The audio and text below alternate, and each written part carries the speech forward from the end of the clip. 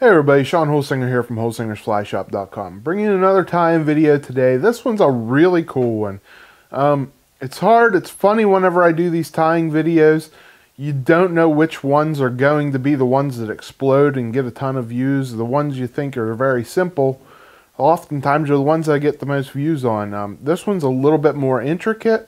We'll see how many views I get out of it. It's intricate looking, but it's really not that hard to tie. You're going to have a fly you're really proud of when you're done, and you're going to see maybe looking a little intimidating when you start, but when it's finished it looks awesome. So have fun, learn some new techniques here. These legs are not as hard as you think they are. For a long time I didn't put legs on stuff like this because I didn't think it was necessary, and it was just an extra time consumer. That's probably true, but they look great on here. So give them a try, have fun, experiment. Go for that realistic looking pattern. This is the Hydropsyche Caddis. Give it a try. Here you're going to see it in the vise and then the material list to tie it.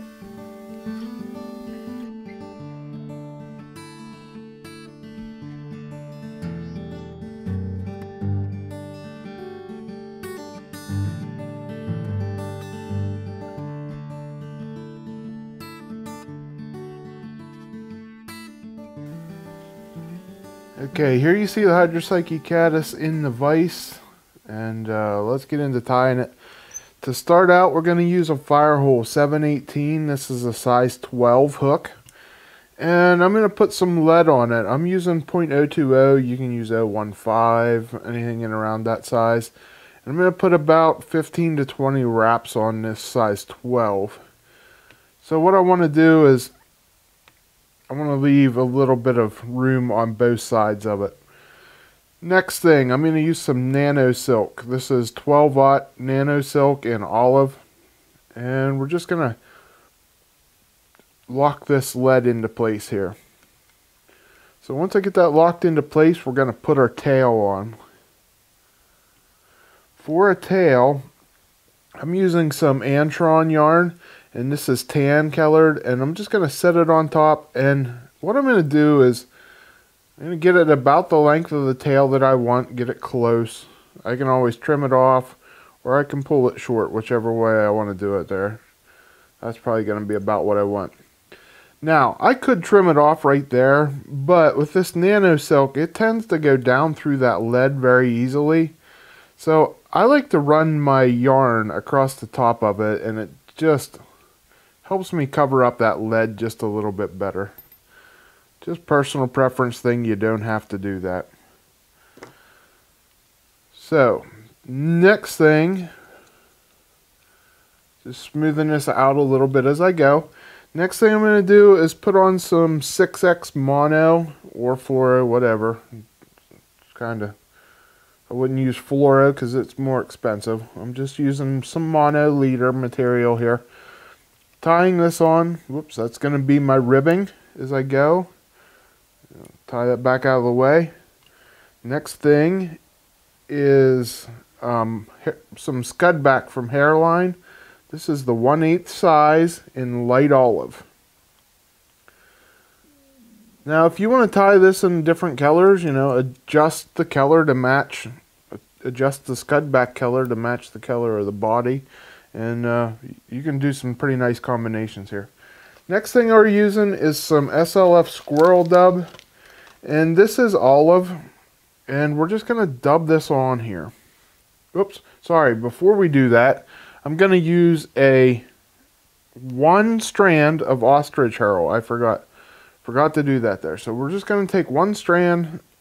I'm going to cut it a little bit off the butt section there, to get it into a little bit longer piece of the Herl fibers. And we're going to tie that on there. Now I'm going to put my dubbing on. This is SLF Squirrel. And like I said, the color is olive.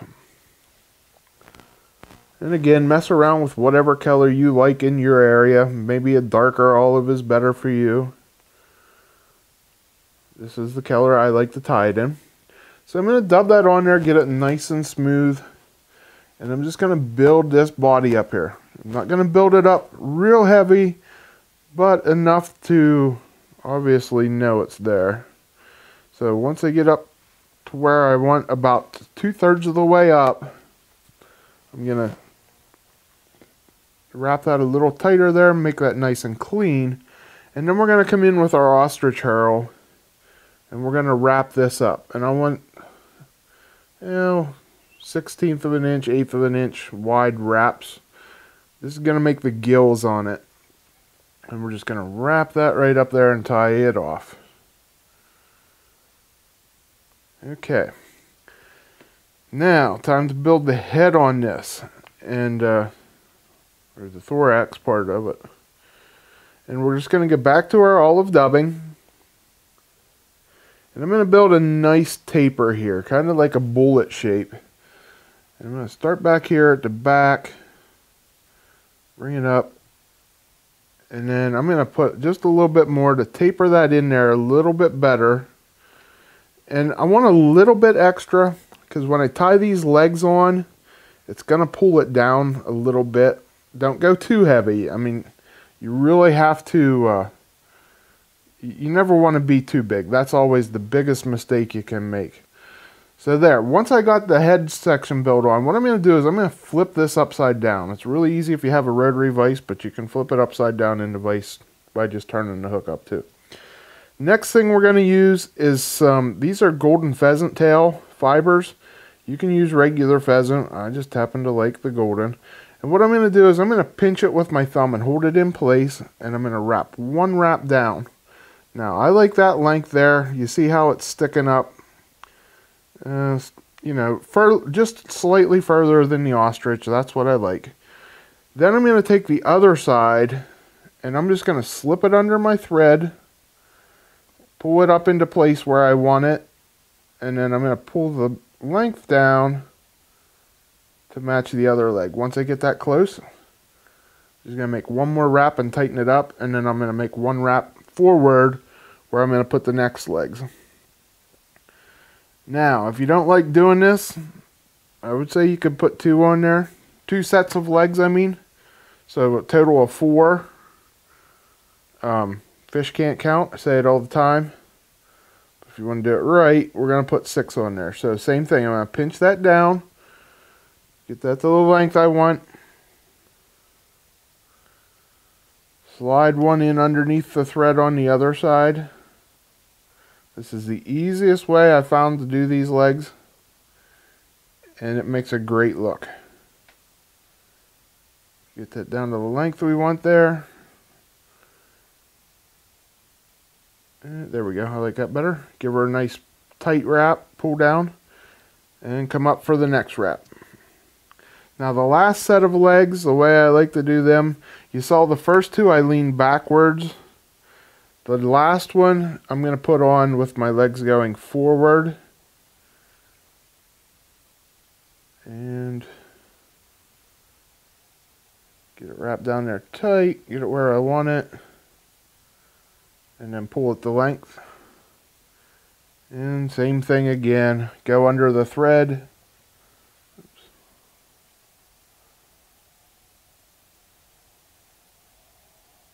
Pull it the length again. And tighten it up. Now I'm going to pull these back out of the way, come up here and make a couple wraps behind my eye. And we got to trim off these fibers. Make sure you don't trim off your legs while you're doing it or you get mad. Okay, now we're going to flip it back up. I like to put a little half hitch or something here to keep the thread in place. When I do these things in steps like this, I oftentimes like to throw just a quick half hitch in. Then we're going to bring our thin skin right up over the top of the back. Wrap it a couple times, and then I like to flip it back over and wrap it over again. And again, like I said, throw a half inch in there or a quick whip finish, small one. Great thing about the Nano silk is you can hide the Nano silk in those legs in the dubbing really easy because it's so thin. Whoops. Sorry, I didn't mean to cut my thread off there. I was talking and not thinking. Meant to cut my body off. So I got to put my thread back on. No big deal. And now we're going to rib this thing. For the rib, we're going to take this monofilament that we tied on there real early. and we're just going to rib it. And what I'm going to do is I'm going to pull it over, and as I come down, I'm going to pull tight. So I'm going to go up over a little bit loosely and down tight. And what that does is it keeps from rolling it. Now I'm getting up here, it keeps from the scud back rolling over. Now I'm getting up here close to the legs. What I don't want to do is trap those legs like I just did there. So on that last wrap, I'm going to loosen it up just a little bit, pop that leg out there. And I'm going to flip it upside down again. This is the easiest way I found to do this. And we're just going to pull those legs up out of the way and get them in behind there as best as I can. And then go in between my legs. So I'm going to get a wrap in between each legs and then up here over the head to tie it off. Okay, once I get that tied off there, I can just whip finish this. I'm going to cut this mono off first. Then we're going to come in with a whip finish. The last thing we're going to do on this fly is come in with a black marker. The heads on these things, they have a black head on them. I got my legs looking good there. So I'm just going to take a black magic marker and I'm going to go right above the legs. I'm going to cover the thin skin and paint it black with my marker right above the legs. So you can see there, very simple, very easy to do. Just gives you that nice casing on top, and not as hard to fly as it looks, and it catches fish and it looks great. Okay guys, I hope you like that pattern. I know I really enjoy tying this one because I love the look of it. It's just such a cool looking fly, and we have tons of caddis in our area. I say it all the time. I do a lot of videos on caddis because they're very prolific in my area. So anyways guys, like always, when you watch my videos, the materials that you find in these videos are all materials that you can find on our website at holsingersflyshop.com. So please head on over to our website for any of the materials you need to tie them. And if you have any questions, you can always reach out to me at holsingersflyshop@gmail.com. Those go directly to me. You don't have to go through the shop with them, and I'll be able to answer them for you right away. So thanks for watching my videos as always, guys. Until next week when I bring you another video, please take the time to like it and subscribe to our channel. Other than that, I'm Sean Holsinger.